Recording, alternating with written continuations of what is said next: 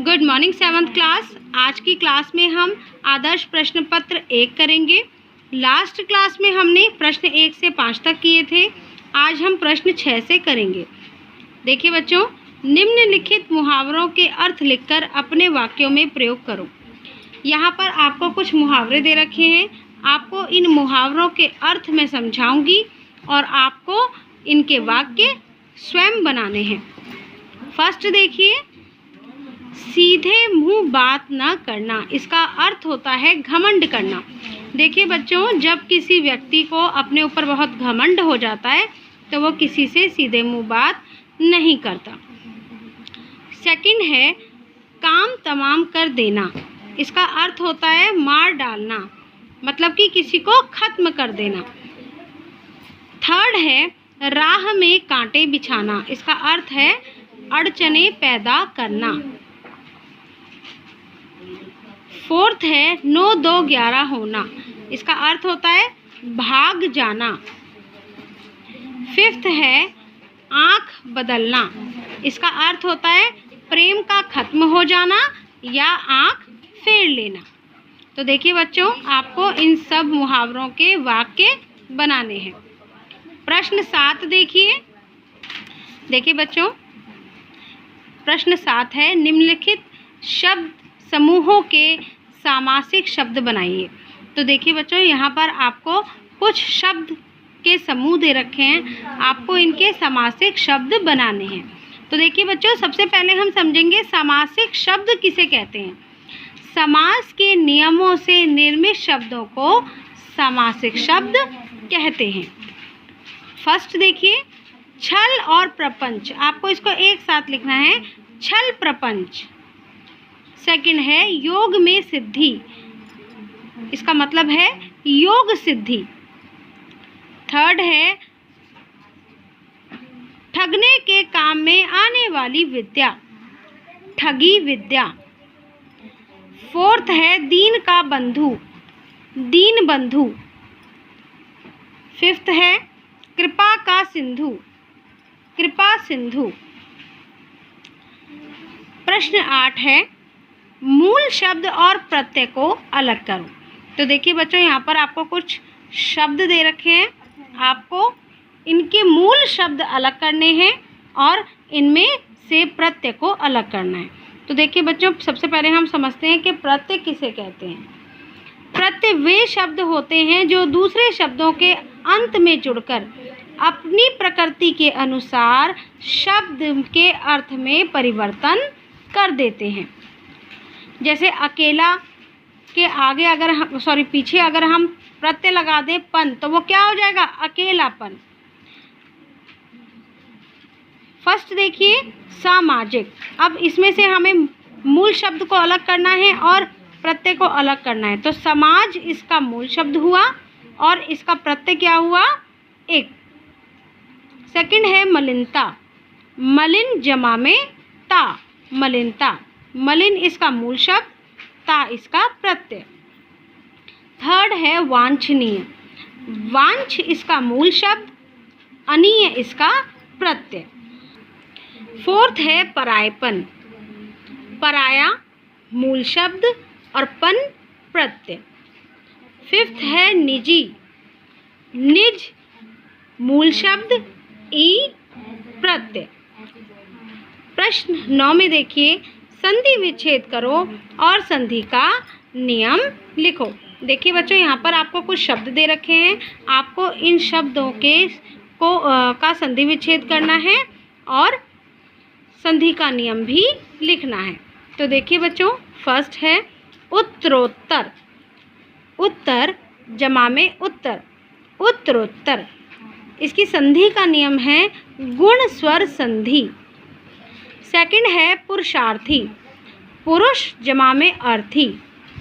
इसकी संधि का नियम है दीर्घ स्वर संधि। थर्ड है परोपकार। पर जमा में उपकार, परोपकार।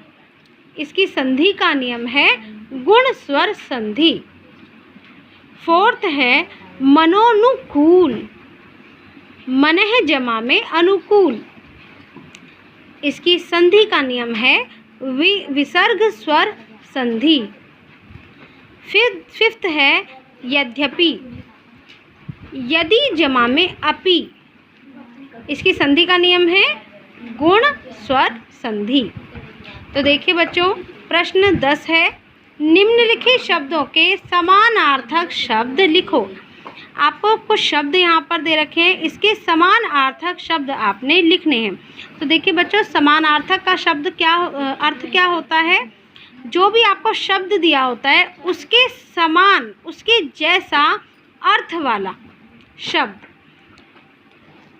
फर्स्ट है जग। जग मीन्स संसार, तो संसार क्या है? जग का समानार्थक शब्द है। संसार के साथ साथ दुनिया, जगत, विश्व भी इसका समानार्थक शब्द हो सकता है। एक शब्द के कई समानार्थक शब्द हो सकते हैं। सेकंड है प्रांत। प्रांत देश और विदेश।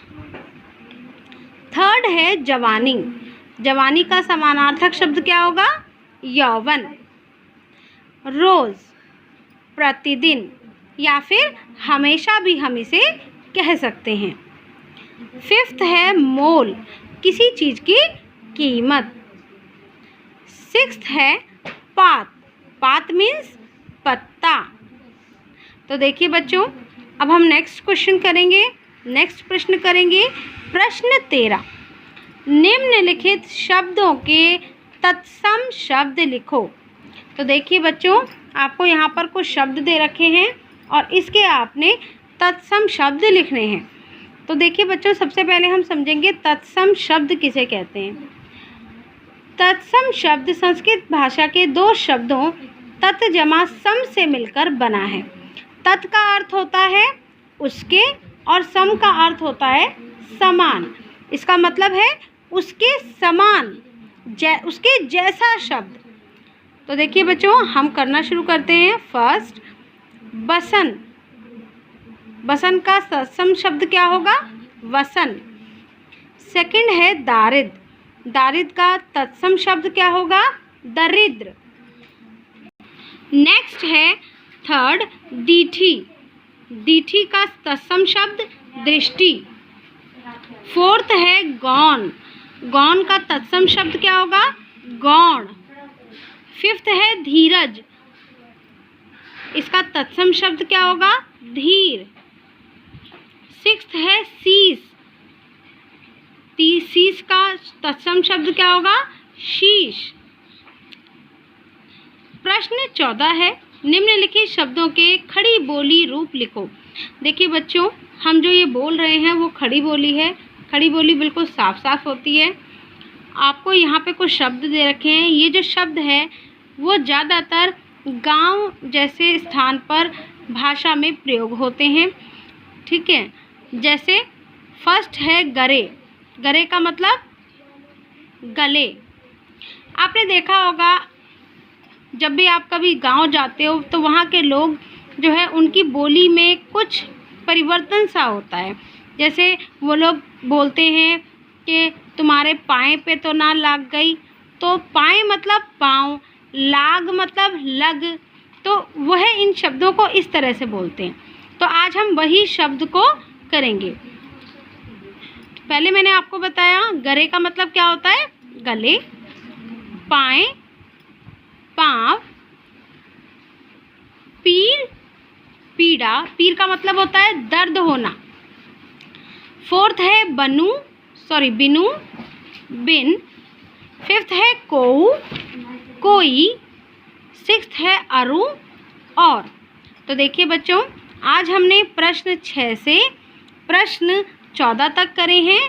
आपको ये वर्क अपनी बुक में कंप्लीट करना है, बहुत ही सफाई से करना है और साथ ही साथ इसे लर्न भी करना है। Thank you.